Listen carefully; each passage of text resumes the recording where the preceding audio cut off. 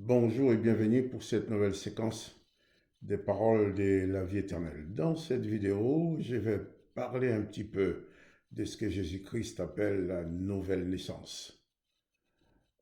Dans l'évangile de Jean, chapitre 3, au verset 3, lorsque le docteur de la loi Nicodème est venu vers Jésus pour lui parler, Jésus dit à cet homme, euh, en vérité, je te le dis, si un homme n'est né de nouveau, il ne peut voir le royaume de Dieu.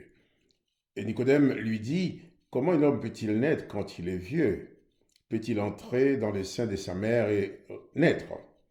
Jésus répondit à Nicodème, en vérité, je te le dis, si un homme n'est né d'eau et d'esprit, il ne peut entrer dans le royaume de Dieu.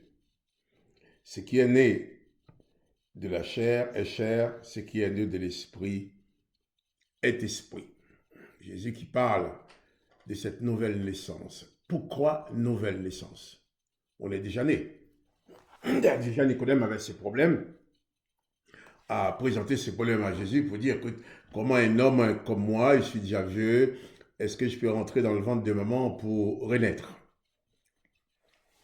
Et à Jésus de lui dire, eh bien maintenant, il faut naître d'eau et d'esprit. Et en disant naître d'eau et d'esprit, euh, je crois que Jésus faisait référence à la première création. Tous, nous sommes descendants d'Adam et Ève qui ont été créés d'eau et de poussière. Ils ont été fabriqués, puisque les textes dans Genèse chapitre 2, ils nous montrent l'Éternel qui fabriquait l'homme en mélangeant de l'eau et de la terre, il a formé de la boue. De cette boue, il a fabriqué un homme de ses mains et il a soufflé dessus pour qu'il devienne vivant. Et quand nous continuons la lecture de ce livre de la Genèse, nous voyons l'Éternel qui va devenir le créateur, le fabricant de l'homme, va devenir aussi le condamnateur. Parce que c'est lui aussi qui, dans son parcours de création, a placé l'homme dans le jardin d'Éden avec des ordres qu'il avait donnés, tout en sachant que là-dedans, il faut dire où l'Éternel savait tout ce qui allait se passer, ou il ne le savait pas. Mais il a mis l'homme dans le jardin, et l'homme a mangé ses fruits dont l'Éternel avait dit, eh bien, tu n'en mangeras pas. Tu n'en mangeras pas. Et ce qui est arrivé est arrivé. À partir de ce moment-là, le créateur est devenu le condamnateur. Et souvent, les gens me disent que c'est Satan qui met la malédiction sur la terre. Et quand on regarde ces textes, c'est pas Satan qui a mis la malédiction sur la terre, c'est pas Satan qui a maudit l'homme, c'est bien l'Éternel qui l'a fait. Le créateur qui est devenu condamnateur. Et dans toute sa condamnation, il a pris soin d'abord d'exclure l'homme de la possibilité d'entrer dans l'éternité. À savoir, le serpent qui avait dit à la femme, eh bien, si vous mangez de ce fruit, vous ne mourrez pas, mais vous deviendrez comme des dieux connaissant le bien et le mal. Dans Genèse chapitre 3, verset 22, l'Éternel confirme les dires du serpent, car le serpent n'a pas menti. L'Éternel confirme les dires du serpent qui a dit, tu deviendras comme des dieux. L'Éternel dit, voici l'homme est devenu comme l'un d'entre nous. Pour la connaissance du bien et du mal, maintenant empêchons-les d'étendre la main, de manger de l'arbre de vie et qu'ils vivent éternellement. Et il l'a chassé du jardin. Maintenant, il y avait un arbre qui ouvrait les yeux sur la connaissance du bien et du mal, mais il y avait un autre arbre qui permettait de vivre éternellement.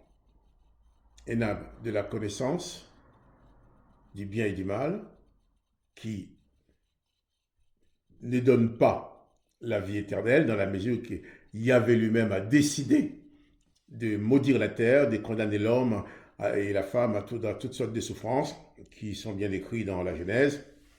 Et ensuite, eh bien, il les empêche de vivre éternellement. Qui signifie que Jésus parle de nouvelle naissance, c'est parce que cette condamnation que l'Éternel a mise sur l'homme est irrévocable, sur cet homme-là. Et lorsque Nicodème va dire à Jésus, eh bien, comment quelqu'un comme moi qui est vieux peut-il rentrer dans le ventre des mamans pour naître? Jésus lui répond, eh bien, si un homme n'est né d'eau et d'esprit, d'eau et d'esprit. Et ça nous ramène à cette fabrication d'eau et de poussière. Et l'Éternel a donné la conclusion à cette fabrication-là, cet homme d'eau et de poussière, tu retourneras à la terre, car tu es poussière, et tu retourneras dans la poussière. Et Jésus, lui, parle d'une nouvelle naissance qui ne sera pas d'eau et de poussière, mais qui sera d'eau et d'esprit. Donc, si tu dis tu es poussière, tu retourneras en poussière, en Jésus, je peux dire tu es esprit, tu retourneras en esprit. Si tu es né de l'esprit, né en Jésus, Jésus parle aussi de naître de l'esprit. Cette nouvelle naissance s'impose parce que Jésus n'a pas pour mission de bricoler sur les œuvres de l'Éternel. D'ailleurs, l'apôtre Paul va prendre cette expression-là dans 2 Corinthiens 5, 17, il dit, si quelqu'un est en Christ, il est une nouvelle création. Les choses anciennes sont passées. Et voici toutes choses sont devenues nouvelles. Donc il faut dire, Jésus nous dit que nous ne pouvons pas bricoler nos vies, bricoler notre ancienne vie, bricoler l'héritage qu'on avait du condamnateur, de l'Éternel le condamnateur, nous ne pouvons pas le bricoler pour marcher avec Jésus. Il faut que ce soit un homme nouveau, une femme nouvelle, et naître d'eau et d'esprit, pas d'eau et de poussière. L'homme qui est né d'eau et de poussière retournera forcément en poussière et c'est terminé.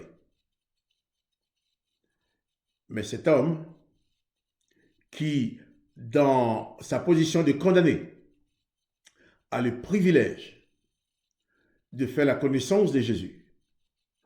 Et cette connaissance de Jésus qui lui permet d'accéder à une nouvelle naissance, une nouvelle existence, qu'il ne faut pas confondre avec l'autre. Une existence spirituelle, parce que l'objectif, c'est que tu puisses finir en esprit, comme le Père est esprit, en esprit. Jésus dit, je m'en vais vous préparer une place. Mais ce n'est pas une place dans le jardin d'Éden. Ce n'est pas une place dans l'imperfection. Car l'homme formé d'eau et de poussière, condamné par son Créateur, est à l'image de son Créateur. D'ailleurs, l'Éternel lui-même va dire qu'il s'est repenti d'avoir fait l'homme. Il décide de l'exterminer. J'exterminerai l'homme que j'ai créé. Mais sauf cet homme que l'Éternel a créé, Jésus lui adresse la parole, il dit, si toi, tu crois en moi, et tu nais de nouveau, eh bien, je te donne la vie éternelle. Là, c'est la réponse à empêchons-les de vivre éternellement. Mais quand il avait dit dans Genèse chapitre 6, j'exterminerai l'homme que j'ai créé, dans Jean chapitre 6, plusieurs fois, Jésus répète, je le ressusciterai. Cette nouvelle naissance en question, comme Nicodème l'avait dit à Jésus, ce n'est pas le coup d'entrer en ventre de sa mère et de renaître. Mais c'est de reconnaître Jésus-Christ comme sauveur et maître. Recevoir la présence de Jésus-Christ en esprit dans ta vie. Et c'est là que le miracle se produit.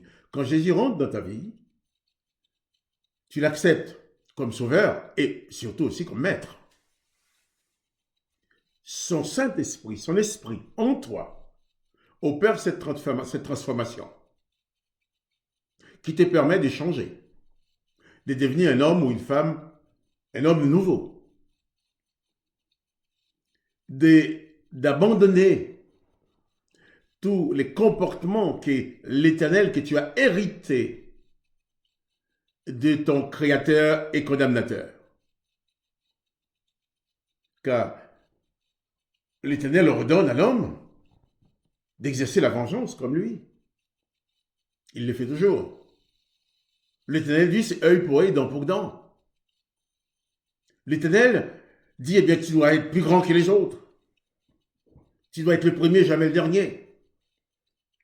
Mais Jésus nous dit qu'il faut pardonner, qu'il faut faire grâce. D'ailleurs, dans la prière qu'il a enseignée, il dit au Père, pardonne-nous nos offenses comme nous pardonnons aussi à ceux qui nous ont offensés. Et sans passer par cette nouvelle naissance, il te sera toujours impossible de pardonner. Oui, mais tu vas aimer, tu vas pouvoir aimer, hein? Aimer comme toi-même. Tu vas pouvoir aimer comme toi-même. Mais dans Jean 13, Jésus nous dit, aimez-vous les uns les autres, pas comme vous-même, mais comme moi je vous ai aimé. L'amour passe dans une autre dimension. Et l'homme qui est soumis à l'Éternel n'est pas capable d'entrer dans cette dimension-là. Et c'est cet homme-là qui est voué à la condamnation, il doit mourir et est exclu de la possibilité de vivre éternellement.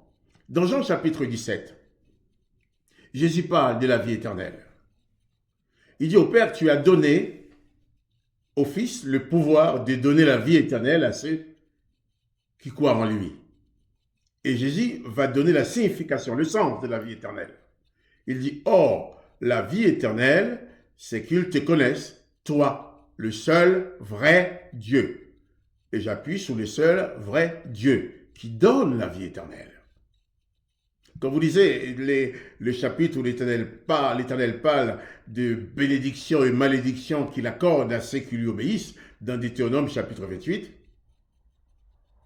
ah c'est vrai, l'Éternel promet à ceux qui lui obéissent beaucoup de richesses, beaucoup de biens, d'être prospères.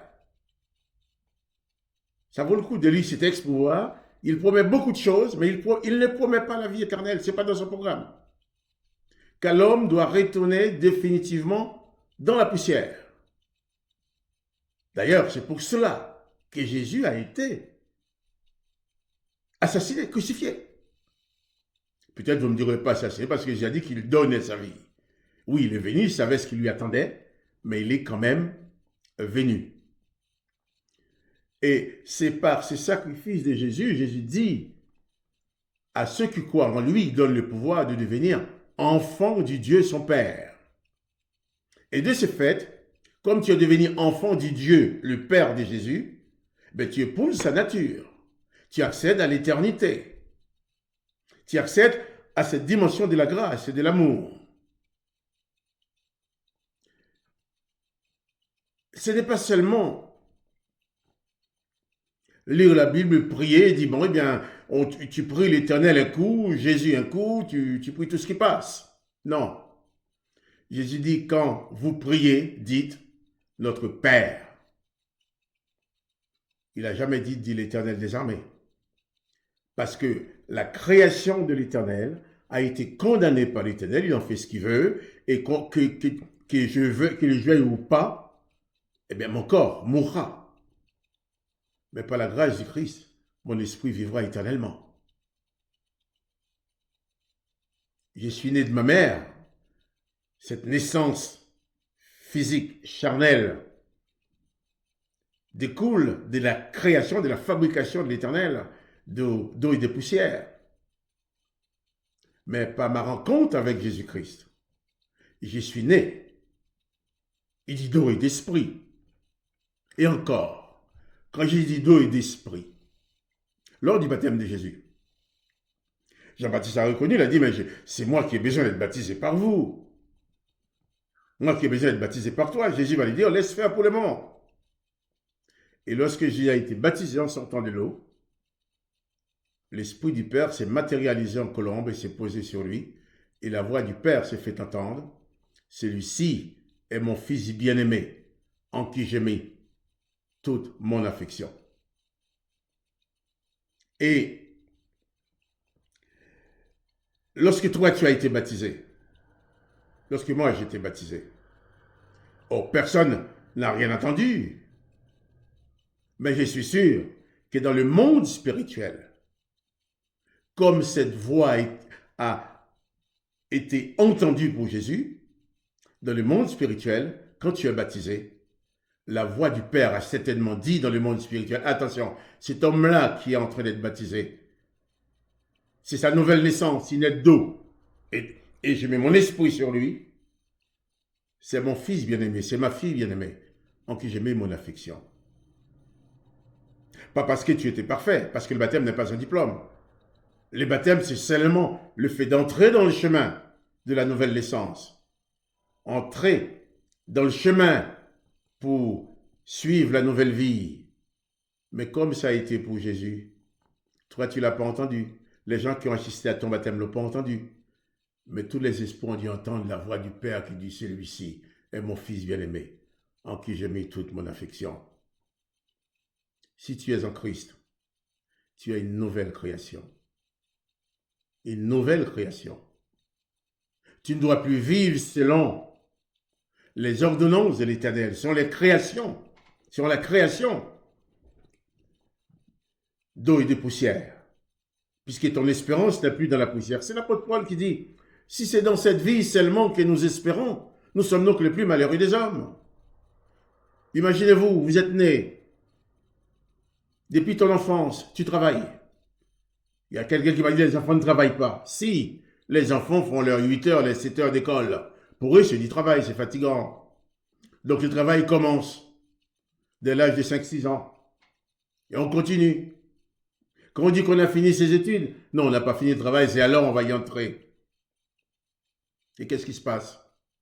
On travaille, on trime, on affronte problème sur problème. Un problème s'est mis, on doit tout de suite essayer de régler un autre. C'est vrai, il y a aussi des moments de bonheur sur cette terre.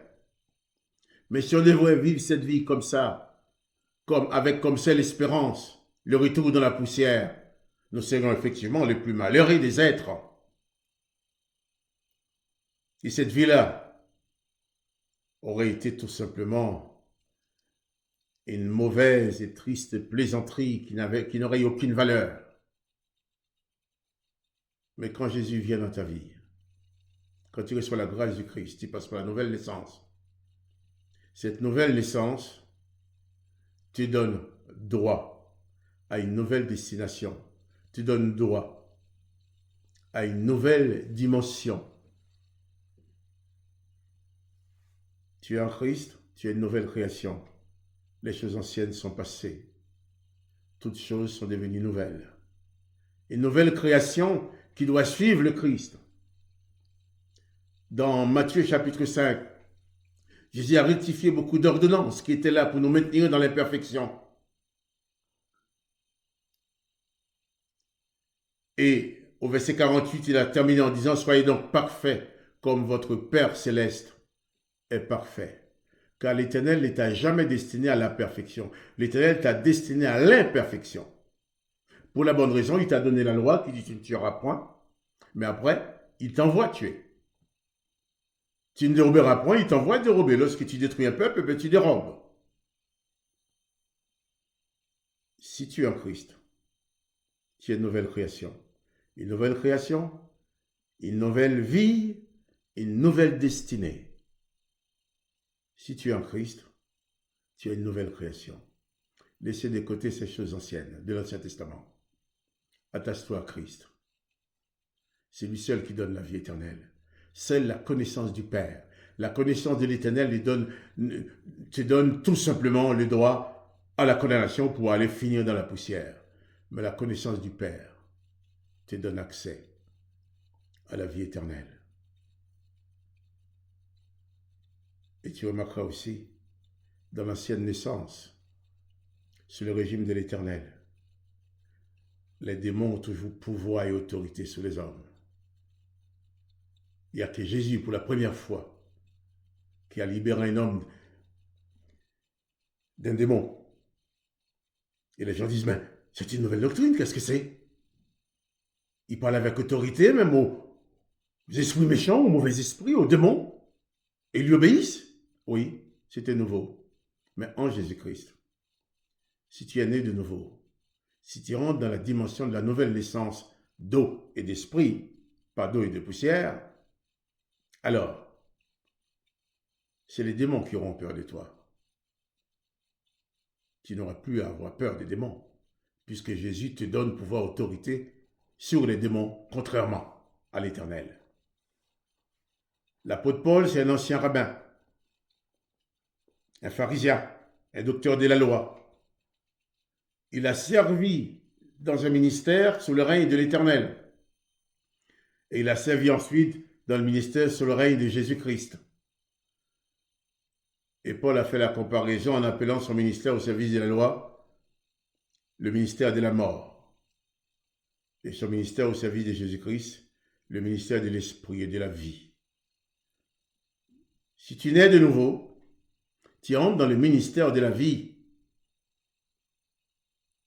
avec comme destination la vie éternelle. Mais si tu restes dans l'Ancien Testament, tu restes dans le ministère de la mort, avec comme destination la poussière, sans aucune espérance de l'éternité.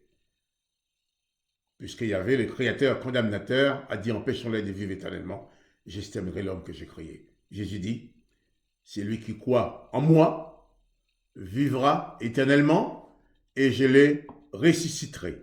C'est lui qui croit en moi, dit Jésus, vivra éternellement, et il dit, je le ressusciterai. Alors, que la grâce du Christ soit sur toi. Fais connaître cette vidéo autour de toi. Et si tu le veux, abonne-toi aussi à cette chaîne. Et comme ça, tu pourras toujours recevoir un avertissement chaque fois qu'il y a une vidéo de postée. Sois béni et à une prochaine fois pour une nouvelle séquence de paroles de la vie éternelle.